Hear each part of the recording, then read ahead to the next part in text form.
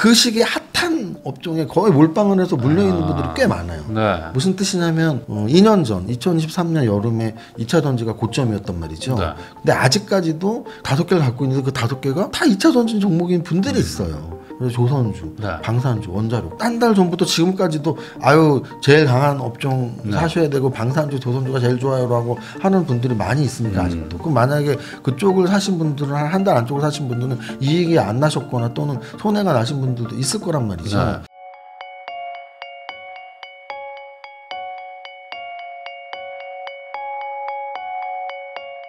슈퍼개미 이정윤 세무사님하고 이야기 나누고 있는데요. 그러면은 결국에 정부가 어쨌든 코스피 5천 특위도 막 만들고 그 목표 자체가 꺾였다라는 걸 의심하는 분들이 많기 때문에 지금 약간 좀 이렇게 횡보하는 거라고 보이는데 아무래도 그렇죠. 거꾸로 생각하면 지금 이제 정권 초인데 지금부터 꺾을 거였으면 시작도 안 했을 거 아닙니까? 그렇죠. 반대로 얘기하면. 그래서 아무래도 좀 사인이 잘 안 맞은 거일 수도 있다는 생각은 들어요. 네.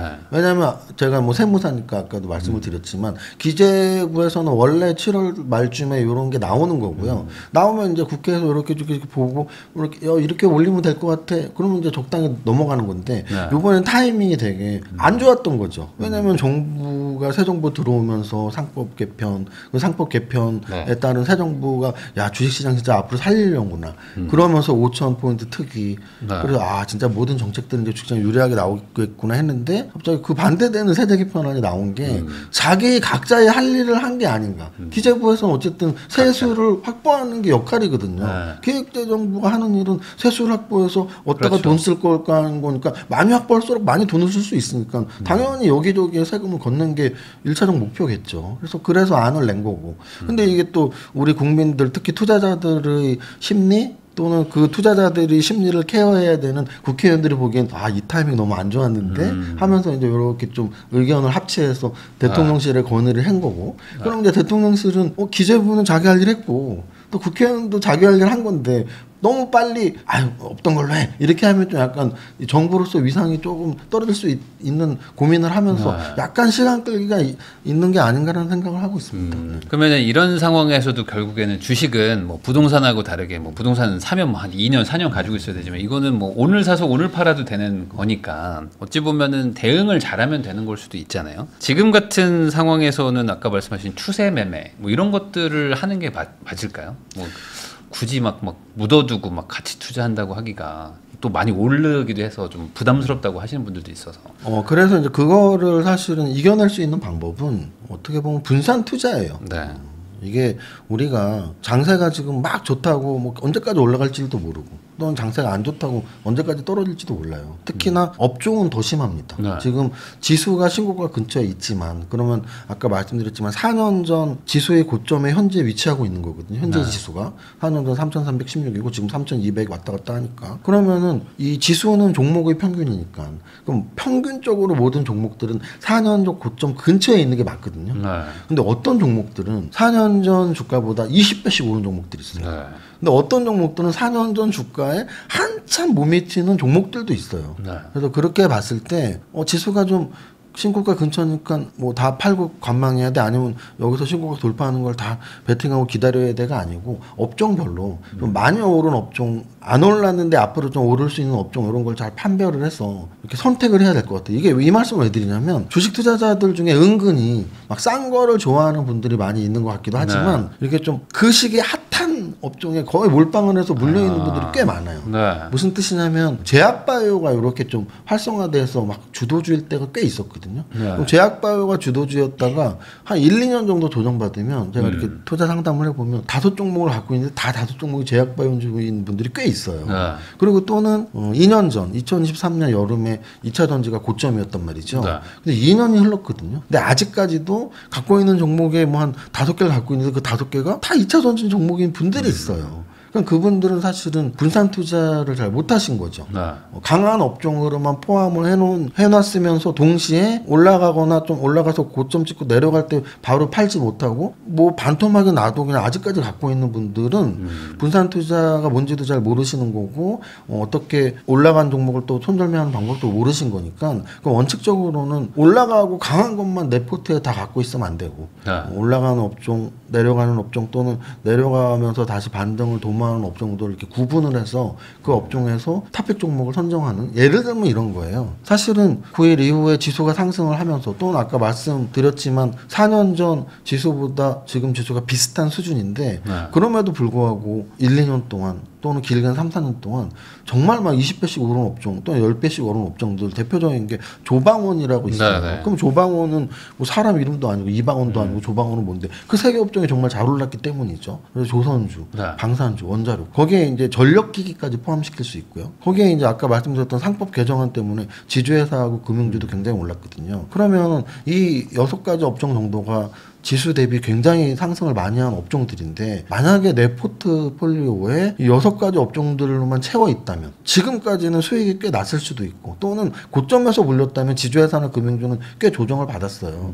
그래서 고점에서 물렸다면 뭐 물린 종목도 있고 번 종목도 있겠지만 어쨌든 이 업종 자체들은 지수보다는 확실히 강했던 업종이거든요. 근데 이 업종의 종목들로만 채워서는 안 된다라는 거죠. 그러면 지수보다 좀 약했던 업종 중에 돌리고 있는 업종이 뭔지도 체크를 해보고 그렇게 좀 분산 투자를 해야지 될 것 같습니다. 근데 이게 보통 이제 코스피가 막 이렇게 3,200을 막 뚫고 막 그래도 대부분 이제 돈 번 분들이 많지가 않은 게 그런 종목들을 미리 사서 막 뚫고 갈 때 팔 걸 고민해야 되는데 대부분 이제 막 뚫고 올라갈 때 그때 사시잖아요. 제일 고점 때들 많이 사시잖아요. 이런 게 어찌 보면 개인 투자자들이 항상 반복해가지고 이걸로 돈을 못 버는 거 아닌가라는 생각도 좀 들고요. 아무래도 말씀하신 것처럼 딱 그 부분이 이제 가장 우려되는 부분인 거예요. 뭐냐면은 지금 거의 뭐 2,300, 400, 500, 3,200까지 왔는데 진짜 짧은 순간에 4월 9일부터 시작됐으니까 4-5달 만에 지수가 거의 뭐 30% 이상이 올랐는데요. 그러면서 이제 종목별로는 50%, 막 100% 오른 종목들. 근데 그 종목들이 아까 말씀드렸던 딱 그 종목들이에요. 뭐 지주회사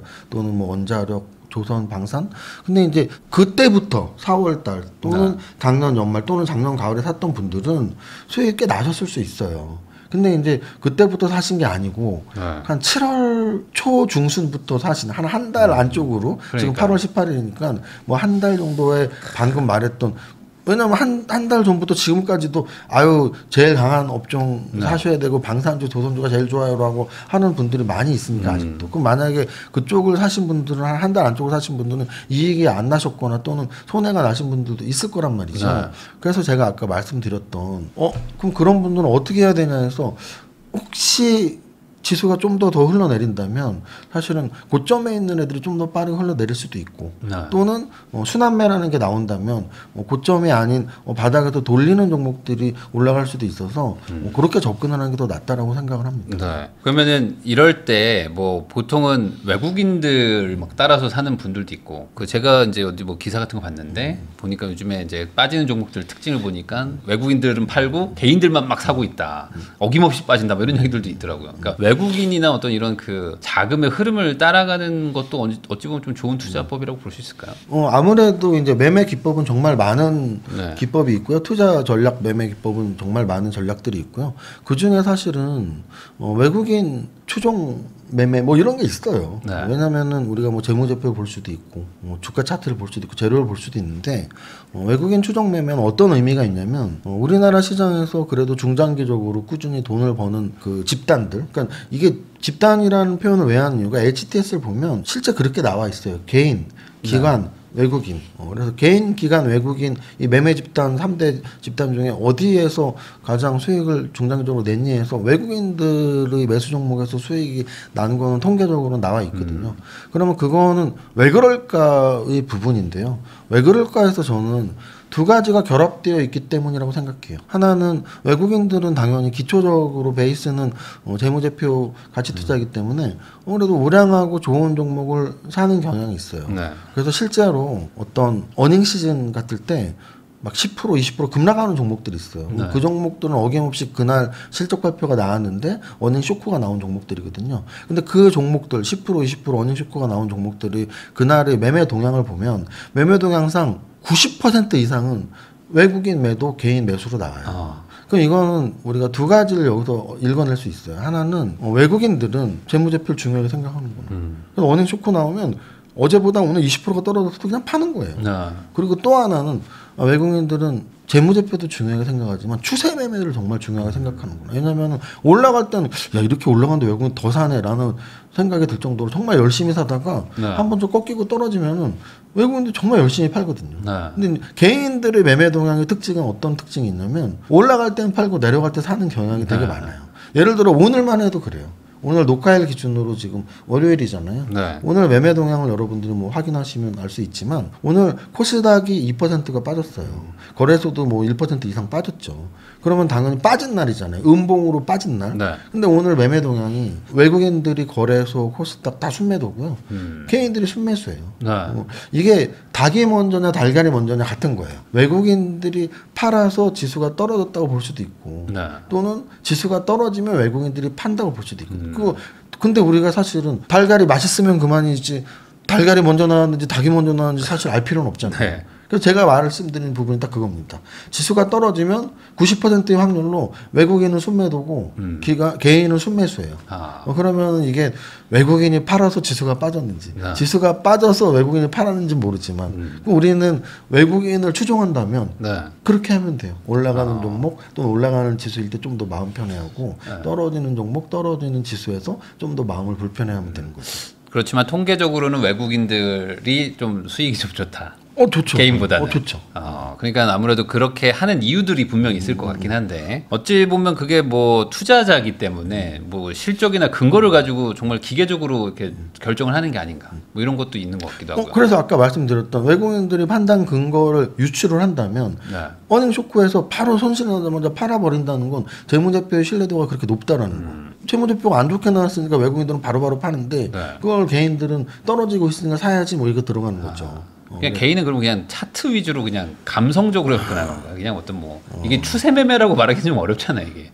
개인들은 반추세 매매죠. 반추세 매매. 역추세 매매죠. 왜냐면은 아까도 말씀드렸지만 오늘 떨어진 날인데 개인들은 순매수를 했다는 건 오히려 싸다고 사니까. 떨어질 때 저점에서 사는 걸 좋아하는 거죠. 떨어질 때 저점을 사는 게 좋을 때는 어떨 때냐면 박스권일 때예요. 지금 만약에 지금 이 주세대가 박스대라면 떨어질 때 사는 건 당연히 좋죠. 왜냐면 바로 반도로 올라갈 거니까. 그래서 사실은 이 주가의 움직임이라는 건 세 가지가 있어요. 막 올라가는 추세, 떨어지는 추세, 또는 이렇게 박스권의 비추세. 그래서 박스권의 비추세일 때는 떨어질 때 사고 올라갈 때 파는 게 맞아요. 왜냐하면 좁은 구간을 반복할 테니까. 근데 이제 여기에 익숙해지면 크게 다치는 거죠. 하락 추세에서도 이제 떨어지니까 샀어. 근데 거기서 이제 한참 더 떨어질 수가 있고. 또는 상승 추세의 시작에서 박스권의 고점이니까 팔아야지 했는데 거기서부터 뭐 끝없이 올라가는 경우도 있고. 그래서 이제 이게 아주 좁은 단기 매매의 기간들, 박스권의 기간에서는 유리하지만 사실 주식시장에서는 큰 추세를 타야지 돈을 버는 거기 때문에 사실 추세 매매가 저는 좀 더 유리하다고 봅니다. 그러면 지금은 박스권이라고 좀 봐야 되는 건가? 어떻게 길게 봐서는 4월 9일부터 지금까지는 상승이었죠. 굉장히 강한 상승. 그것도. 각도가 가파른 굉장히 강한 상승이었고요. 아까 말씀드렸던 7월 31일부터 그때까지는 올라갔으니까 계속 동고점을 향해서. 그래서 4월 9일부터 7월 31일까지는 강한 상승 구간이었고 7월 31일부터 오늘까지는 박스권의 구간인데 이 박스권의 끝은 결국은 완전히 떨어지거나 완전히 올라가거나 다시 올라가거나. 그래서 만약에 지금 뭐 3,150, 3,250을 왔다 갔다 하는데 이런 구간에서는 좁게 매매를 잘하시는 분들은 3,150에서 사고 3,250에서 팔면 되겠죠. 근데 이제 큰 추세로 본다면 오히려 그 반대예요. 3,250을 돌파할 때 야 이제 신고가 가는구나. 차라리 사는 게 3,300, 3,400, 3,500도 갈 수 있겠구나. 또는 뭐 한 3,150 에서 반등 못 주고 뭐 3,100, 3,050 가지고 간다면 이거 뭐 3,000 다시 또 깨지겠네. 5,000원 커녕 뭐 3,000도 뭐 못 지지하네. 뭐 이런 실망감이 나올 수가 있죠. 그래서 오히려 그게 이제 상승할 때는 다들 이렇게 좀 쉽게들 사시는데 하락의 어떤 투입일 때 고를 때 보통 못 던지고 이제 쭉 밀려버리잖아요. 그게 참 어려운 것 같아요. 그걸 알아내는 게. 그게 이제 지금 말씀하신 데 바로 답이 있습니다. 말씀한 거에 답이 있다는 뜻은 뭐냐면 올라갈 때 쉽게 사는데 떨어질 때는 쉽게 못 판다. 그 지점을 알아내는 게 어렵다. 이건 사실 지점을 알아내기 어려운 건 당연한 거고. 그렇죠. 우리가 올라가는 지점도 사실 몰라요. 내려가는 지점도 잘 모르고. 근데 이제 여기서 포인트는 올라갈 땐 쉽게 사고 내려갈 땐 쉽게 못 판다잖아요. 여기서 이제 올라갈 때 내려갈 때를 제외한다면 쉽게 사고 쉽게 못 판다거든요. 그게 정답이에요. 주식 투자는 뭐 올라가느냐 내려가느냐 예측을 누가 잘 맞추고 못 맞추기보다는 살 때는 굉장히 쉽게 사요. 근데 팔 때는 쉽게 못 팝니다. 요거를 이제 명확히 좀 깊게 생각을 하셔야 돼요. 네. 약간 철학적인 접근을 하시든지. 살 때 어렵게 사고 팔 때는 오히려 팍 결단을 내려야 되는. 네. 근데 이제 그 원인을 우리가 정확히 알아야죠. 네. 왜 우리는 과연 주식을 살 때는 쉽게 사고 팔 때 못 파냐. 근데 이거는 사실 저는 부동산도 똑같다고 봐요. 부동산은 절대 다를 수가 없어요. 네. 코인, 모든 게다 부동산, 똑같습니다. 주식 모든 투자 대상은 살 때는 쉽게 사고요. 네. 팔 때는 쉽게 못 팝니다. 그 이유는 명확해요. 이제 이거 아까 제가 말했던 철학적 또는 학문적 접근을 하신다면 당연한 겁니다. 왜냐하면 이거는 우리 인간의 본성 때문이에요. 네. 인간의 본성은 사실은 불안 심리 또는 손실 회피 심리가 있어요. 네. 그러면 생각해 보세요. 내가 살 때는 왜 쉽게 사냐면 돈을 갖고 있지 않나요? 네. 내가 무언가를 산다는 건 돈을 갖고 있다는 얘기예요. 돈은 내가 어떤 액션을 안 취하면 돈은 그대로 돈이에요. 내가 1억이 있는데 1억으로 주식을 살까 말까 부동산을 살까 말까 고민을 했는데 아무것도 안 했어. 네. 어쨌든 하룻밤 자고 나도 1억이고 한 달 있다가도 1억이에요. 그러니까 아주 큰 후회는 없습니다. 물론 아유 내가 저거 샀으면 수익이 좀 났을 텐데 라는 후회는 있지만 네. 그거는 아유 내가 그 고등학교 때 내 진짜 이뻤었는데 걔랑 결혼했어야 되는데 뭐 이런 후회랑 비슷한 거예요. 실질적인 타격은 없는 거죠. 그렇죠. 약간의 아쉬움이죠. 네. 그런데 실제 1억이라는 돈으로 주식을 사거나 부동산을 산 이후에는 어떻게 되냐면 아 내가 이제 이걸 팔아야 되는데 라는 마음을 먹었을 때 팔았을 때랑 안 팔았을 때가 명확하게 타격을 주는 거죠. 네. 왜냐하면 사기 전에는 돈은 매일매일 하나도 변하지 않거든요. 똑같았으니까. 산 이후는 매일매일 바뀌는 거거든요. 특히 주식은. 네. 주식은 매일매일 숫자가 찍힙니다. 1억이 1억 1,000도 됐다가 9천도 됐다가 그러면 1억 1,000이 되면 막 기쁘죠. 네. 9천이 되면 막 슬픕니다. 그러면서 불안 요소가 가중되고 막 우울증 걸리는 거예요. 그럼 이거를 이겨내기 위해서는 주식 투자에 좀 성공한 분들의 책에 그런 말이 많이 나오는데 돈이라고 생각 안 하는 게 좋고 뭐 숫자다. 숫자다. 그냥 10,000포인트가 11,000포인트가 됐다가 뭐 9,000포인트가 됐다는 숫자다. 그리고 또 하나는 1억이 1억 1,000이 될 수도 있고 9,000이 될 수 있는 건 확률적으로 너무 똑같은 거거든요. 너무 똑같죠. 네. 근데 우리는 1억 1,000이 되면 내가 왠지 잘한 것 같고 뿌듯하고 기분이 좋고 9,000이 되면 왠지 슬프고 죽고 싶고 막 이런데 네. 이 슬픔과 기쁨이 확연히 크기가 다르다는 거예요. 슬픔이 훨씬 크죠. 손실이 거의 곱하기 10이라는 얘기죠. 네. 이거는 행동경제학에 다 나와 있는 얘기입니다. 우리가 행동경제학에서는 이런 거를 감정을 느끼는 거를 휴먼이라고 하고 논리적으로 계산만 하고 그 계산과 확률값을 이용해서 투자를 하는 사람은 이콘이라고 해요. 이코노믹스 이콘이거든요. 네. 그럼 과연 내가 여태까지 주식을 하면서 살 때는 쉽게 샀고 팔 때는 잘 못 팔았다. 이건 휴먼이거든요. 네. 휴먼. 그러면 이콘으로 접근하면 돼요. 네. 살 때도 너무 쉽게 사지 말고 정말 분석 열심히 해서 살까 말까 고민도 깊게 해보고 또 팔 때는 손실이 났다 하더라도 확률적으로 이익 나락률 손실 나락률이 비슷했는데 손실이 났네 내가 판단을 잘못했네 그러면 이 돈은 판다면 새로운 돈 새로운 기회고 내가 갖고 있는 떨어진 종목보다 더 좋은 종목이 눈에 보인다면 그 두 종목을 비교해서 새로운 종목을 사는 게 확률적으로 훨씬 나한테 유리하다면 손실난 종목을 바로 팔고 새로운 종목을 살 수 있는 확률적 용기가 필요하다. 그래서 일반 투자자들이 여태까지 파는 걸 잘 못 팔았다면 아마도 손실 회피 심리가 굉장히 클 것이고요. 손실을 너무 회피하려고 하지 말고 당연하다고 받아들이는 게 좋을 것 같아요. 내가 1억으로 투자를 했다면 1억이 1억 5천만 원 될 수도 있고 5천만 원이 될 수도 있다. 네. 5천만 원이 됐으면 5천만 원 물린 걸 과연 계속 갖고 있어야 되냐. 새로운 종목과 물린 종목을 비교해서 새로운 종목이 더 올라가는 게 높다면 그 돈으로 새로운 종목을 들어가는 게 더 합리적일 수도 있다. 이런 훈련을 계속 하시는 게 좋을 것 같아요. 이런 거는 좀 훈련을 통해서 좀 인위적으로 만들지 않으면은 현실적으로 이게 인간의 DNA가 그렇죠. 이런 거를 어쩔 수 없이 하기 때문에 본성과 감정에 남아 있으니까 이런 아픈 것들은- 거 싫고 슬픈 거 싫고 손해 보는 거 싫은 거니까. 네, 그거는 인간의 본성이기 때문에 이걸 인위적으로 만들어야 된다 이렇게 얘기해 주신 것 같습니다.